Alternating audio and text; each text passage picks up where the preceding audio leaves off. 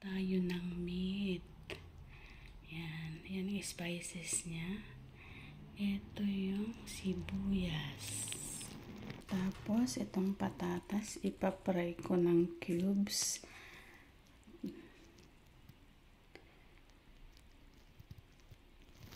Yan yung rice. Itong spices ko, cinnamon, 7 spice, black pepper, tsaka magic cubes.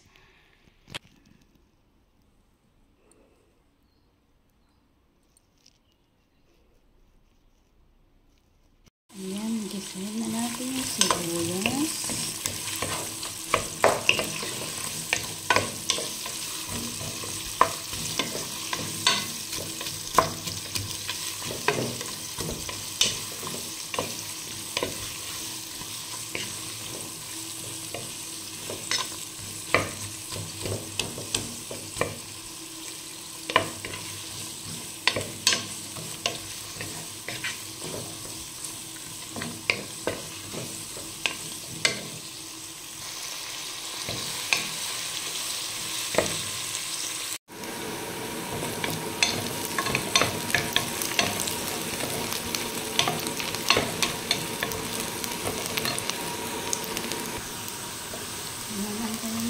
Siyang brown na brown.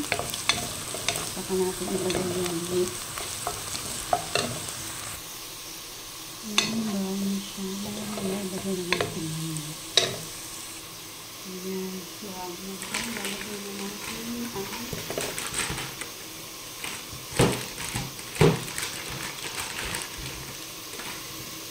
Ilagay na natin ang meat.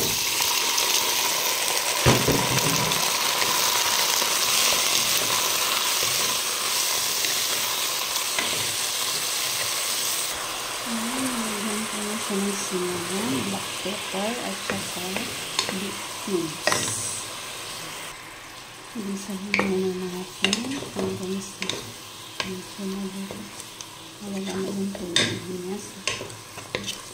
Saka natin lagyan ulit ng tubig with spices. Yan yung 7 spice. Tutunawin natin sa mainit na tubig. Yan po siya. Ayan, lalagyan ko siya ng tubig na mainit. Kung sasabaw natin yung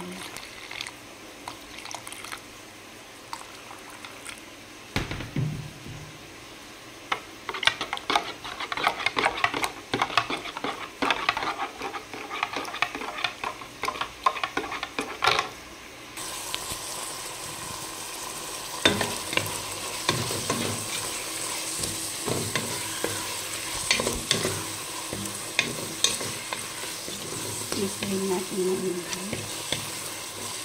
Lagyan natin ng tulad sa bowl na.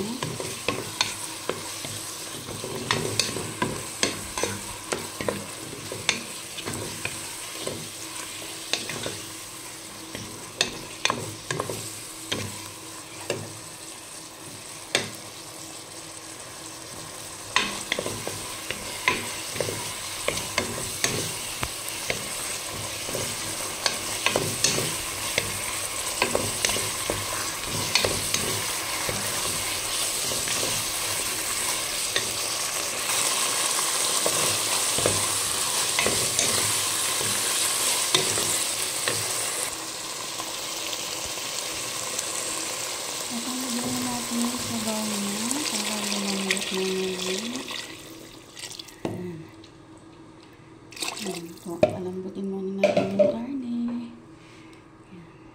Pag malambot na, lasting po, ilagay ko yung flour para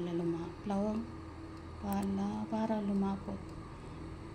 Ilagay ko yung flour para lumapot ng konti. Yung lasting na ilalagay.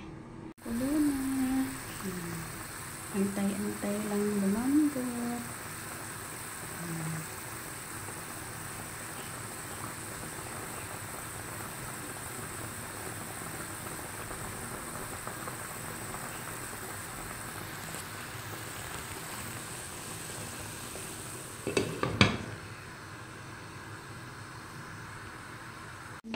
Cornstarch. cornstarch. Lalagyan na po natin siya. Pampalapot ng konti.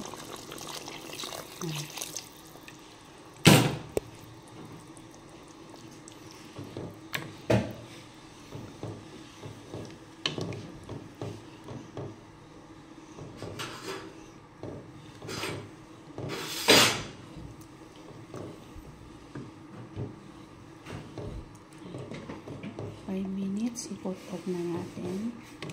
Ready to serve na.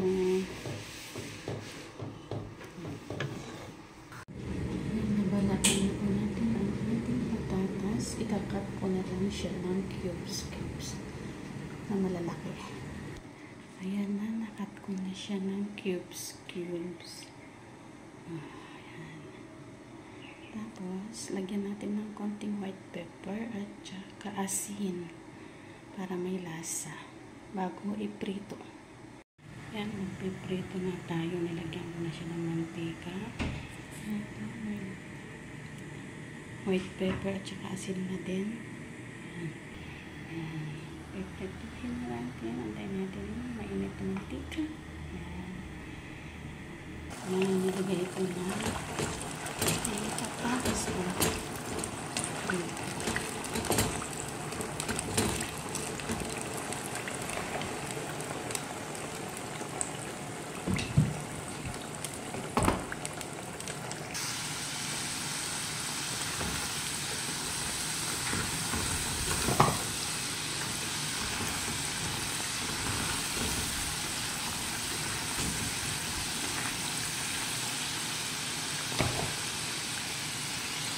Malapit na siyang maluto.